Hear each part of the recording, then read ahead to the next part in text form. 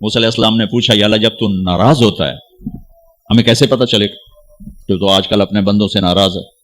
تو اللہ تعالیٰ نے فرمایا جب میں ناراض ہوتا ہوں حکومت بے وقوفوں کو دیتا ہوں، اجعل الملک فی صفہائہم، حکومت بے وقوفوں کو دیتا ہوں، والمال فی بخلائہم، اور پیسہ بخیلوں کو دیتا ہوں جو ذرا گن گن کے خوش ہوتے رہیں، اور بارشیں بے وقت کرتا ہوں، بارشیں بے موسم کی ہو جاتی ہیں، پیسہ بخیلوں کے پاس، حکومت نکموں کے پاس۔ کہ اللہ جب تو راضی ہوتا ہے تو اس کی کیا نشانی؟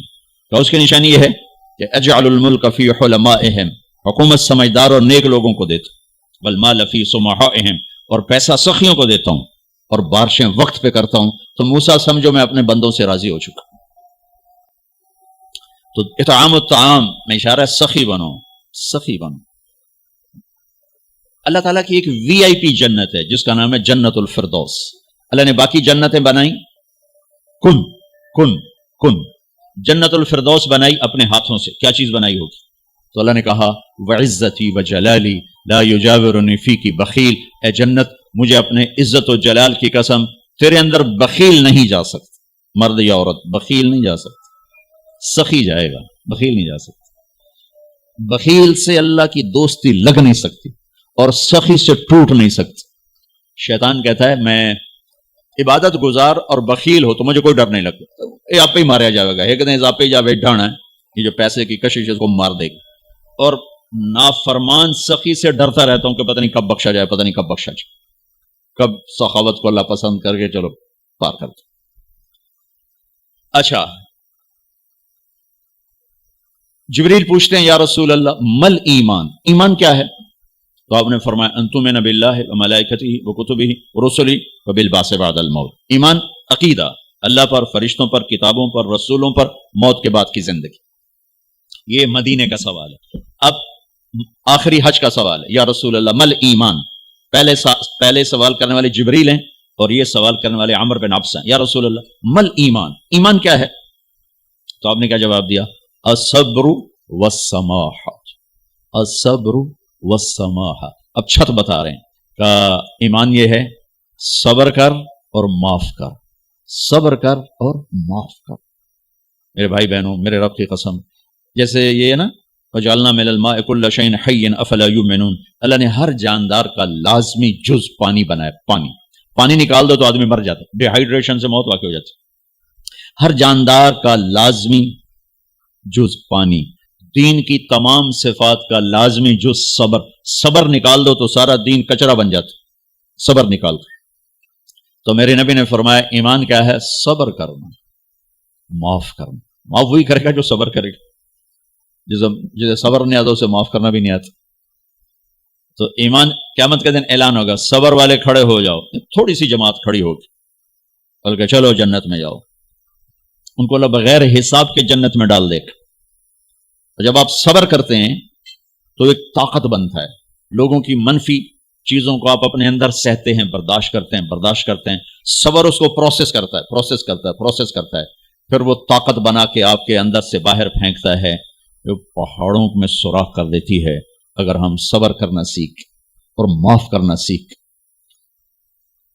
21 برس قتل کرنے والوں کے منصوبے بنانے والے اہل مکہ، آپ نے ایک بول پہ فرمایا جاؤ معاف کیجیے، کمال۔ 21 برس قتل کے پیچھے پھرتے رہے۔ جنگ خندق کے فوراً بعد مکہ میں قحط آ گیا تو ہمارے نبی نے 300 دینار، 10-15 لاکھ روپیہ بنتا ہے، آپ نے مکے میں ابو سفیان کو بھجوایا جو جنگ خندق کا سالار بن کے آیا تھا۔ آپ نے کہا مکے والوں میں قحط ہے، ان کو کھانے کھلاؤ میری طرف سے۔ تو ابو سفیان کہنے لگے واہ محمد تیرے قربان جاؤں، ہم تجھے قتل کرنے کے پیچھے پھر رہے ہیں تو ہمیں کھانے کھلاتا پھرتا ہے۔ یہ میرے نبی کے اخلاق ہے، میرے نبی کا معاف کرنا ہے۔ آپ سوئے ہوئے ہیں، آپ کی تلوار اٹھا کر ایک بدو نے آپ کے پسلی میں ماری، آپ اٹھ کے بیٹھ گئے تو کہنے لگا کون بچائے گا، یعنی میں تیار ہو جا۔ تو آپ نے کہا اللہ، تو اس کا ہاتھ کانپا اور تلوار گر گئی۔ تب آپ نے اٹھا لی، آپ نے ایسے سیدھی کی، اب تو بتا تجھے کون بچائے؟ وہ کہنے لگا میں تو ہی بچاونا ہے، اور کہیں بچاونا۔ تو آپ نے کہا کلمہ پڑھتے ہو؟ کہنے لگا نہیں پڑھتا. اب تو آپ اس کی گردن اڑوا دے, یہ خود ہی اڑا دیتے جو کہہ رہا میں کلمہ نہیں پڑھتا ہوں. قتل کے ارادے سے آنا ہی اس کے قتل کے لیے کافی تھا. آپ نے فرمایا کلمہ پڑھتے ہو؟ کہنے لگا نہیں. آپ نے کہا جاؤ معاف, جاؤ معاف. صحابہ کے سامنے جاؤ معاف. بھائیو انسان اور خطا لازمی ہے, اگر معاف کرنا نہ سیکھا تو ہم خود ہی دکھی ہو کے رہ جائیں گے. لوگوں کے زخم بھلا دو, اللہ پہ ڈال دو, اللہ صلہ دے گا, زندگی پرسکون ہو جائے گی. دیکھو ہم اپنے یہ کرتے پر داغ نہیں لگنے دیتے, اپنے بس سے داغ. کھانا کھانے بیٹھو نیپکن, یہ دیکھو ابھی نیپکن پڑے ہوئے, رکھو اگو رکھو توڑے چولے تو کوئی سالانہ ڈھیپ ہے, ٹھیک یہ تو پھر بھی دھل جائے گا. لیکن یہاں داغ لگا, کبھی نفرت کا, کبھی غصے کا, کبھی انتقام کا, کبھی حسد کا, کبھی بغض کا, کبھی کینے کا. انسان سب سے زیادہ اپنی ذات سے محبت کرتا ہے. یہ معمولی سے کپڑے کو داغ سے بچاتے ہو, جو سب سے قیمتی چیز ہے دل, جو بادشاہ ہے, اسے بھی تو صاف ستھرا رکھو. جیسے ہم لاکھ زور لگا لیں, ہم کپڑے کو میل سے نہیں بچا سکتے. لاکھ زور لگا لو, لوگوں کے منفی رویے آپ کو توڑے بغیر نہیں چھوڑیں گے. لہذا کیا کرو, نبی والا معاف کرو, معاف کرو, دل کو صاف کرو, دل کو صاف کرو, دل کو صاف کرو, صبر کرو, معاف کرو. میرے نبی نے فرمایا, میرے بیٹے انس ایک بہت بڑی سنت بتاؤں, بہت بڑی سنت. داڑھی سنت ہے, پگڑی سنت ہے, سفید لباس سنت ہے. بہت بڑے کا لفظ مجھے یہیں یاد ہے, ہو سکتا ہے کہیں اور بھی ہو. میرے بیٹے انس ایک بہت بڑی سنت, اگر تو یہ سنت پہ عمل کر گیا تو جنت میں میرا ساتھی ہو جائے گا. جو بھی کر لے, جو بھی, وہ جنت میں میرا ساتھی ہو جائے گا. ذلک من سنتی ومن احب سنتی فقد احبنی ومن احبنی کان معی فی الجنہ. میرا جنت کا ساتھی جو اس سنت پہ عمل کر گیا. کیا ہے یا رسول اللہ؟ یا بنی ان قدرت, اگر تو کر سکے. اشارہ ہے, کم تنو اوکھا دسن لگا سوکھا نہیں ہے. ان قدرت, اگر تو کر سکے. ان استطاعت, دو لفظات کہ بیٹے کام اوکھا ہے, لیکن دیکھو تمہیں ملے گا کیا. جنت نہیں, جنت میں نبی کا پڑوس ملے گا. ایڈا وڈا کام تیرا, دیکھو نا 4-5 لاکھ نالتا اتنے ہوں ایک گز نہیں لبدا. تو کوئی بندہ بہت جج پا کے آ جائے لاکھ روپے دا 2000 گز دا بنگلہ لے دے تو اکثر پاگل خانے کھلو ہیں. جنت کا مل جانا بھی بہت بڑی بات ہے, پر جنت میں نبی کا ساتھ ملنا کوئی سوکھا کام تو نہیں ہوگا, ایک تو پسینہ آئے گا. آپ نے فرمایا بیٹے ان قدرتا, زور لگے گا. ان تصبح و تمسی, ساری زندگی کرنا پڑے گا, ساری زندگی کرنا پڑے گا. داڑھی تو ایک دفعہ رکھ لیا, تھوڑی صفائی ستھرائی ہے, لیکن یہ روزانہ کرنا پڑے گا, صبح شام کرنا پڑے گا, ساری زندگی کرنا پڑے گا. اور تو اس میں تھکے گا. کیا ہے؟ وَلَيْسَ فِي قَلْبِكَ غِشٌّ لِأَحَدٍ فَافْعَلْ. صبح شام اس دل میں کسی کی نفرت نہ آنے دینا, کسی کے لیے بغض نہ آنے دینا, کسی کا کھوٹ نہ آنے دینا, کسی سے کینہ, غش, سارے الفاظ کو اپنے اندر سمیٹے ہوئے.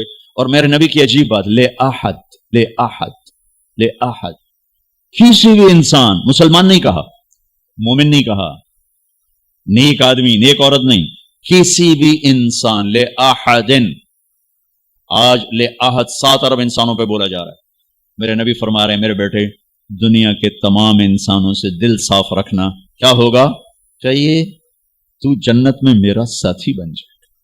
تو بھائی بہنوں, ایمان کو مکمل کرنا ہے تو صبر کرنا سیکھو, معاف کرنا سیکھو, چپ رہنا سیکھو. ساز خاموش ہیں, فریاد سے معمور ہیں. جواب دینا تو کیا مسئلہ ہے, عقل چپ رہنے پہ لگتی. کوئی ابھر جائے, بیٹا ابھر جائے, بیوی ابھر جائے, خامد ابھر جائے, چپ ہو جاؤ, گزار دو اس طوفان کو. واپسی میں ایمان کی وہ اللہ حلاوت مٹھاس دے گا, ساری زندگی محسوس کرتے پھرو. یہ صفت بھی معاشرے میں کوئی نہیں, نہ کوئی معاف کرنا جانتا ہے, نہ کوئی صبر کرنا جانتا. تو یہ میں وہ چیزیں بتا رہا ہوں جو معاشرے میں کوئی نہیں ہے. میں اور آپ کر لیں گے تو ہماری قیمت بڑی لگ جائے گی. تو اسلام کی ابتدا بھی بتا دی, انتہا بھی بتا دی. ایمان کی ابتدا بھی بتا دی, انتہا بھی بتا دی. یہ شروع ہوتا ہے عبادات سے, عقائد سے, اور مکمل ہوتا ہے اخلاق پر, درگزر پر, اخلاق کی تمام صفات پر.